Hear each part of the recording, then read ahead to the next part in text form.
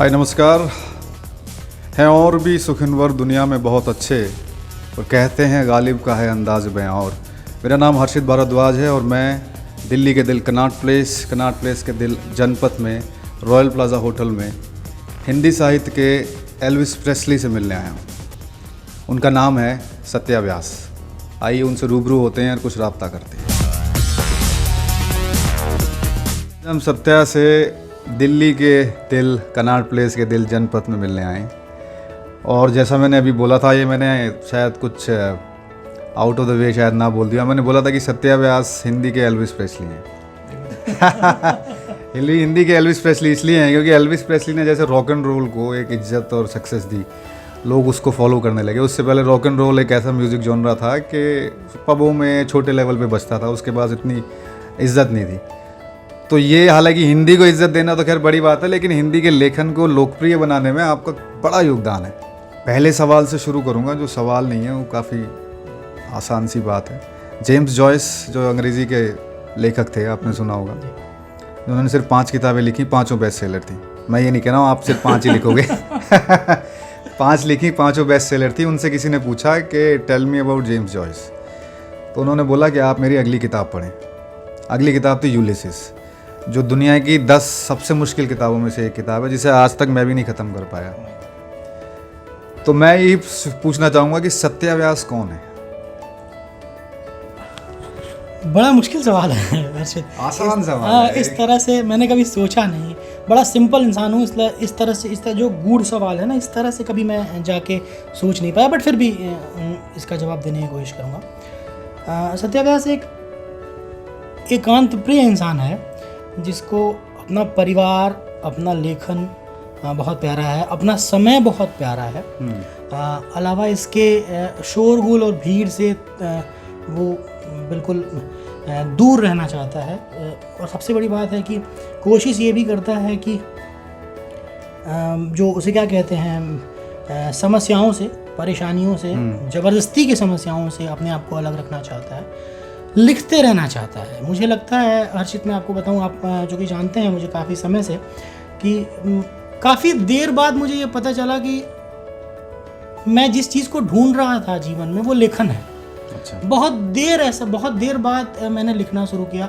आपको बताऊं, मेरी किताब जो है 34 साल की उम्र में आई, और लिखना उससे भी मुझे लगता है कम बेश 8-10 साल पहले ही शुरू किया होगा। तो मेरा नहीं ख्याल कि मैं ये कहूँ कि मैं बचपन से लिखता आ रहा हूँ। तो ये समझ में आना कि मैं क्या चाहता हूँ जीवन से, वो मुझे काफ़ी देर बाद समझ में आया। और अब समझ में ये आया है कि वह लेखन है जिसके लिए मैं हूँ, और सारी सैक्रिफाइसेस करता रहता हूँ लेखन के लिए, और सारी सैक्रिफाइस करता भी रहूँगा। तो सत्या व्यास खुद में ये मानता है कि वह एक लेखक है जिसका जीवन लिखने के लिए हुआ है, जिसका जन्म लिखने के लिए हुआ।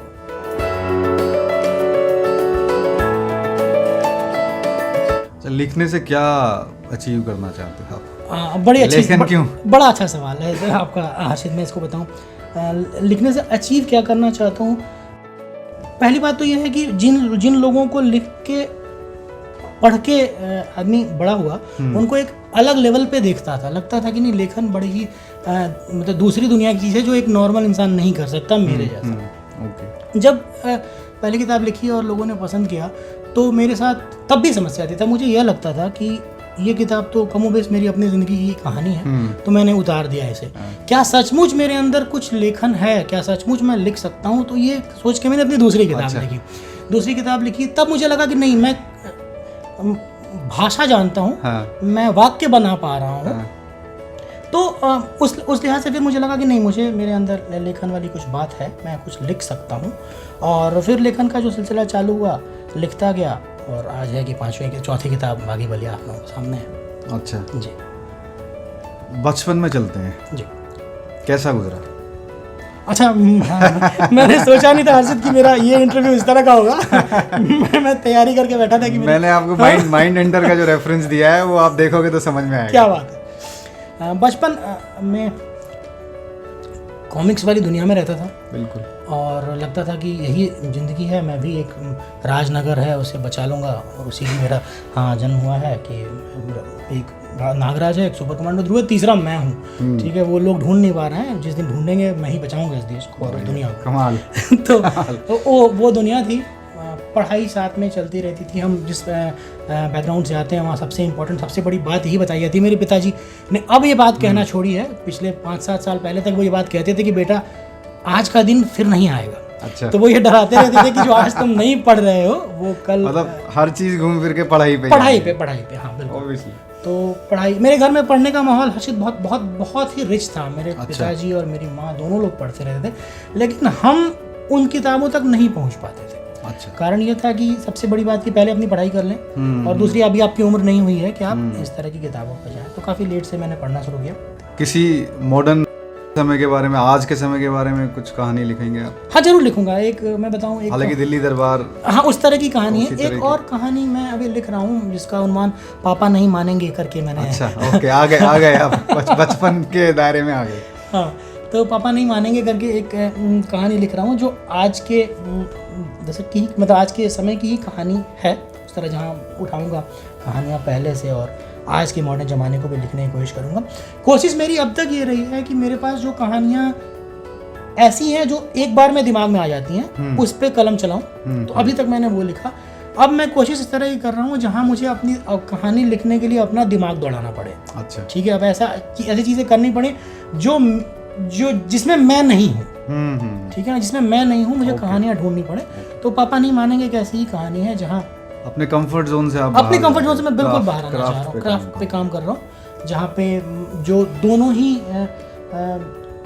किरदार हैं वो बिल्कुल ही अलग हैं मेरी दुनिया से। मैं जिस दुनिया से आता हूँ उससे अलग है और देखता हूँ किस तरह उसको कर पाता हूँ। होगा। काफ़ी सारे आपके जो पाठक हैं वो एक लंबी कतार बनाए हुए हैं आपके पीछे के, वो भी सत्याव्यास बनना चाहते हैं। काफ़ी सारे लोग हैं ऐसे, क्योंकि आप फेसबुक पे सोशल मीडिया पे इतने रूबरू रहते हो, लोग आपको पढ़ते हैं, आप अपना एक दिल की सारी बातें वहाँ शेयर कर लेते हो। मैं खुद जब इंटरव्यू लेने की सोच रहा था, मैंने कहा यार सब कुछ तो पता है सबको सत्याव्यास के बारे में सब कुछ पता है, तो ऐसा क्या आज हम खोज पाएंगे कि जो पता नहीं होगा। तो लेखनी पे ही मैं एक बात खुद भी सोचता हूँ, मैं खुद एक लेखक हूँ, कि क्या लेखक की कोई रिस्पॉन्सिबिलिटी है? बिल्कुल है, या वो सिर्फ एक आर्टिस्ट है जिसको उसका काम करते रहने पे छोड़ देना चाहिए? नहीं, मतलब इसका जो है ना, मुझे लगता है कि जवाब जो है बड़ा मिक्स है। दोनों चीज़ें हैं। लेखक पे बाहरी कोई दबाव नहीं होना चाहिए कि आपको इस तरह की कहानी या इस तरह के सामाजिक उत्तरदायित्व पर ही लिखना है। अच्छा। लेकिन चूंकि लेखक है और वो भी इसी दुनिया का है, ठीक है, और वो भी इस दुनिया की सारी चीज़ें देख रहा है, तो कमोबेश उसे उन चीज़ों पे जरूर लिखना चाहिए, उन समस्याओं पे जरूर लोगों का ध्यान आकर्षित कराना चाहिए जो चीज़ें इस समाज में हैं। और ये मुझे लगता है कि वो अपना उत्तरदायित्व जो है वो इसी तरह से पूरा कर सकता है, जहाँ अपनी कहानियों, जैसे मैं आपको बागी बलिया की बात बताऊँ, बागी बलिया में मैंने एक चीज़ उठाई जहाँ पे लड़की को अपने शहर से बाहर पढ़ने नहीं दिया जाता, भेजा नहीं जाता। अगर वो लड़की बहुत पढ़ने में अच्छी भी है, तेज भी है, उसने अपने घर को दिखाया भी है कि मैं इस जगह के कंपटीशन निकाल पाई हूँ, तभी उसको नहीं भेजा जाता। ये जो सामाजिक जड़ता है, इसके कारण जो है उसमें जो विद्रोह की भावना आती है, उस पर मैंने लिखा है। और मुझे लगता है कि इस तरह की बातों को लिखा जाना चाहिए।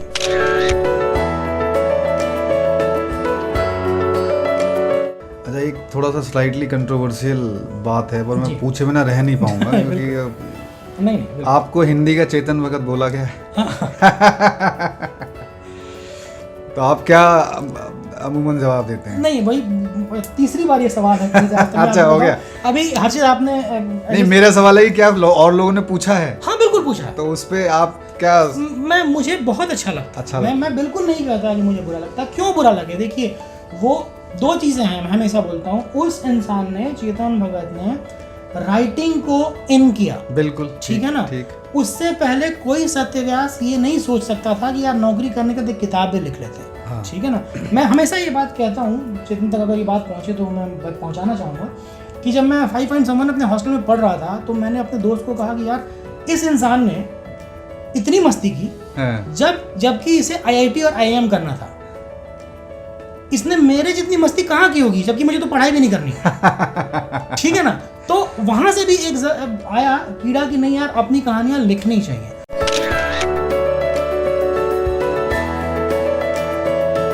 अब कुछ रिस्क लेंगे अपनी लेखनी में? बिल्कुल लूंगा। मैं जैसे मैं आपको बताया, इसके पहले मैं बता रहा था कि मैं एक थ्रिलर लिख रहा हूँ। ठीक है, थ्रिलर जैसे जब मैंने एक पहली थ्रिलर लिखी थी, दूसरी किताब, तो मैं खुद ही हिम्मत नहीं कर पाया था कि मैं सेकंड किताब एक थ्रिलर की तरह लाऊं। वो एक नेक्स्ट लाइट मूवमेंट पे था, पूरा थ्रिल था। तो मुझे लगा कि कहीं ऐसा ना हो कि दूसरी किताब पे कहा जाए कि अरे यार ये वन बुक वंडर था, स्टॉकीज तो कैसे चल गई और इसकी लेखनी में कुछ नहीं है। अब मुझे लगता है ऐसा नहीं है, एक थ्रिलर लिख रहा हूँ। मुझे लगता है कि एपिसोडिक ही अभी उसे लिखा है, 5-6 एपिसोड्स के कंप्लीट कर दिए हैं और किताब के रूप में उसे लाऊंगा। और मैं बहुत रिस्क लेना चाहता हूँ। मैं जैसे मैंने आप बता दूँ, मैं नॉन फिक्शन में मीना कुमारी की बायोग्राफी कर रहा हूँ। वो उस पर रिसर्च मेरा लगभग पूरा है, अब बस लिखना के लिए वो कलम उठानी बाकी है। एक और आपको जनप्रिय लेखक ओम प्रकाश शर्मा थे मेरठ के, हाँ, उनकी बायोग्राफी बड़ी इंटरेस्टिंग है। वो बहुत बढ़िया है। हाँ, वो इंटरेस्टिंग है। वो मैं मतलब 2-3 चीज़ें उसमें इतनी अच्छी है ना कि मेरठ जैसे शहर को उन्होंने पब्लिशिंग हब बना दिया है। जहाँ एक समय में 70 प्रकाशन खुल गया कि उनकी किताबें छापने के लिए। तो जरूर रिस्क लूंगा और जरूर आगे इस तरह की कहानी लेना चाहिए। तो मैं हमेशा यही सोचता हूँ, जैसे आप भी सोचते होगे कि यार टाइम मशीन मिले तो क्या पता क्या मैं प्रेमचंद के ज़माने तक वापस जा पाऊँ, और जब वो अपने लेखन के चरम पे हों या जब वो स्ट्रगल कर रहे हों उस पीरियड को देखूं कि उन्होंने जीरो से कैसे स्ट्रगल करके चरम पे जाके सक्सेस को कैसे सहा, फिर कैसे आगे बढ़े और लेखनी करते रहे। आपको भी होता होगा ये? बिल्कुल। तो मुझे भी होता है कि यार जेम्स जॉयस, अर्नेस्ट हेमिंग्वे, मैं उनके टाइम में चला जाऊँ। अब हमारे और हमारे पाठकों का सौभाग्य है कि आप हो। मैं 5 साल से सत्या को जानता हूँ, तो मैंने बनारस टॉकीज से अब तक का सफ़र देख रहा हूँ। उससे पहले के 5-6 साल, थोड़ा सा आपने मेंशन भी किया था, लेकिन उससे पहले के 5-6 साल जब आप सोच रहे होगे कि यार क्या किया जाए, नौकरी के साथ लिख पाऊंगा, वो स्ट्रगल का पीरियड कैसा था? क्योंकि वो सबसे महत्वपूर्ण है लेखकों के लिए। वो मैं बताना चाहूँगा उस बारे में कि अगर 14 में मेरी किताब आ गई थी, उसके 10 साल पहले की बात मैं करूँ या 5 साल पहले की, 4 से लेकर 14 तक की बात, तब तक ये तो हो गया था कि मुझे लिखना है। ठीक है, छपने की बात तब तक नहीं थी। तो ब्लॉग था, ब्लॉग पे लिखा करता था, एक आध कमेंट आ जाया करते थे, उससे खुश रहा करता था कि ठीक है। छपने की बात जब आई तो तब ये था ना, मैं आपको बताऊं हर्षित कि अभी चीज़ें बहुत आसान हो गई। अभी क्या हुआ है पिछले 4-5 साल में कि आपके पास एक पूरा का पूरा बना हुआ है, एक पूरा आप क्या कहेंगे, आपके लिए मैदान बना हुआ है कि आपको, हाँ, मेला लगा हुआ है, आपको बस अपना काउंटर लगाना है। हाँ, काउंटर लगाना है। अगर आपकी किताब अच्छी है, पसंद आ गई तो छप जाएगी। अगर आपकी किताब बुरी है, पसंद नहीं आई, फिर भी आप चाहते हैं, मैं कहना चाहूँ बुरी किताब कोई नहीं होती, अच्छी होती है, थोड़ी अच्छी होती है। अगर लोगों को पसंद नहीं आई, खासकर प्रकाशक को, तो भी आपकी किताब छप सकती है, क्योंकि वो पूरा मार्केट बना हुआ है कि आप सेल्फ फाइनेंस करके अपनी किताब छपवा लें, कोई दिक्कत नहीं है। अगर आपको तो एंट्री आसान हो, हमारे समय ऐसा नहीं था। हमारे समय मुझे याद है कि मुझे 3 साल ये सोचने में लग गए थे कि यार जो प्रकाशक यहाँ पे हैं उन्होंने इतने बड़े बड़े लेखक को छापा है जिनके सामने हम खड़े नहीं हो सकते। मैं उनको अपनी पांडुलिपि भेजूं कैसे, अप्रोच कैसे करूं, मैं कैसे जाऊं उनके पास। बहुत ऐसे मतलब प्रकाशक थे कि हिम्मत हुई, डाला मेल पे, पांडुलिपि अटैच किया अपनी मैन्युस्क्रिप्ट और नहीं भेज पाया। अच्छा, नहीं भेज पाया कि नहीं यार, क्योंकि एक होता है ना कि आदमी रिजेक्शन से डरता है, तब ज्यादा डरता है जब आपको उस बात का विश्वास नहीं होता कि मतलब मेरी किताब में कोई बात है। ठीक है ना, पर विरोधाभास नहीं है ये कि जब आदमी के पास कुछ खोने को नहीं है तब वो सबसे ज्यादा डरता है रिजेक्शन से। डरता नहीं, मेरे साथ दूसरा था। अच्छा। मेरे साथ ये बात थी, मुझे लगता था कि नहीं यार, एक तो मैंने लिखा है, ऊपर से मुझ में हिम्मत नहीं है कि इनको भेजूं, और तीसरे अगर ये रिजेक्ट भी कर देंगे तो डिप्रेशन में चला जाऊंगा। ठीक है ना, तो मैंने भेजा नहीं और वो लिखता रहा। कई दफ़ा ऐसा भी हुआ कि कुछ जानकार लोग थे जिन्होंने कहा कि अपनी जो कहानी आपने लिखी है ना, ये फलाने मैगजीन को भेजिए। मैंने भेजा, कोई जवाब आज तक नहीं आया। अच्छा, मैगजीन की बड़ी अच्छी बात ये है कि ये रिजेक्शन बताते भी नहीं आज 10 साल होने को आया, उन्होंने बताया भी नहीं कि हमने पढ़ा या नहीं पढ़ा। लेकिन वे धीरे धीरे जो है ना, अच्छा और भी एक बात थी, मैं आपको बताऊं, आजकल के बच्चों की तरह जो लेखन कर रहे हैं, हमारे अंदर तब ऐसी बात बिल्कुल भी नहीं थी कि हम लेखक हैं और लेखक बन जाना है। ठीक है, तो शायद ये बात थी कि हम लोग उस बात को इतना सीरियसली नहीं लेते थे कि यार नहीं छपी किताब, ठीक है। सीरियस में कब हुआ मैं आपको बताऊं कि जब मैंने बनारस टॉकीज लिख ली, तो आप बिल्कुल जानते होंगे कि एक पोथी प्रकाशन है जो सेल्फ फाइनेंस किताबें छापते हैं, वो उसमें कुछ करना ही नहीं होता, आप अपनी किताब उस पर डाल दें वो वैसे ही प्रिंट कर देते हैं, ठीक है। तो मैंने क्या किया था कि वो बनारस टॉकीज मस्ती की पाठशाला नाम से उसको डाला था। अच्छा। हाँ, और अपने दोस्तों को केवल लिंक भेजा था। और मैं आपको बताऊं कि उस समय 299 मेरे फ्रेंड से BHU की जिन्होंने किताबें खरीद ली। अच्छा। और अगर उसमें से एक लड़के ने भी ये कहा होता ना कि यार बात नहीं है किताब में, अच्छा, तो शायद मैं लेखक नहीं आगे नहीं बढ़ता। सब ने कहा कि यार अच्छी किताब है, इसको तुमको आगे देना चाहिए प्रकाशन में एंड ऑल। तो फिर मैंने अप्रोच किया और किताब आई। तब पढ़ रहे थे ना BHU में? जॉब नहीं, जॉब में आ गया था। अब जॉब के अपने स्ट्रगल्स थे, ठीक है ना, जॉब के अपने स्ट्रगल्स थे, वो करता था। लेकिन मैं लिखने का समय तब भी निकाल लेता था, अब भी निकाल लेता हूँ, क्योंकि मेरा दायरा बड़ा सीमित है। मतलब अपनी फैमिली और लेखन के अलावा फिर और मेरी कोई तीसरी लाइफ नहीं है, तो मैं समय निकाल लेता हूँ। और चूंकि छोटे शहर में रहता हूँ तो बहुत ज़्यादा समय आपको ट्रांसपोर्टेशन वगैरह में मिलता है। मैं मतलब कभी कभी लगता है कि जिन 2 घंटे में मैं लिखता हूँ, वो 2 घंटे तो आप लोगों को ट्रैफिक में लग जाते हैं, मेट्रो में लग जाते हैं, तो वो समय मिल जाता है, लिख लेता हूँ। ओके। एक आखिरी सवाल, जो कारवां बताया आपने कि क्या कर रहे हो आगे, 20 साल बाद 30 साल बाद ये कारवां कहाँ पहुँचेगा? मैं सच कहूँ तो मैं खुद को मुंबई में देखता हूँ। ओके। हाँ, मैं खुद को मुंबई में देखता हूँ। मुझे लगता है कि अगर 20 साल का सफर मैं देखूँ तो मुझे लेखनी में ही बनाने डायरेक्शन में? नहीं, बिल्कुल लेखनी में, डायरेक्शन वगैरह से, क्योंकि शौक तो है डायरेक्शन का, नहीं, समझ भी है।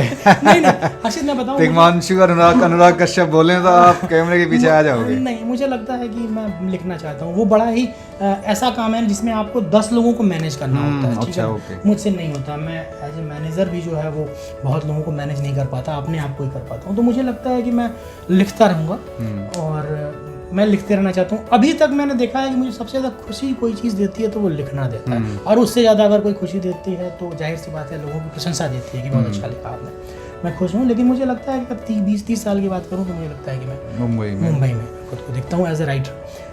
किताबें लिखता ही रहूँगा, वो छूट नहीं सकता। अलावा उसके अगर कुछ और काम मुंबई ने दिया, सॉन्ग्स, लिरिक्स, अरे लिरिक्स का ऐसा है ना कि मैं बताऊँ आपको, मैंने एक लिरिक्स लिखा था, एक फिल्म जो नहीं बन पाई, बनारस के ऊपर थी, तो मैंने उन्होंने कहा कि घाट के ऊपर एक लिरिक्स लिख दीजिए। मैंने 5 मिनट में लिख दिया लिरिक्स, ठीक है।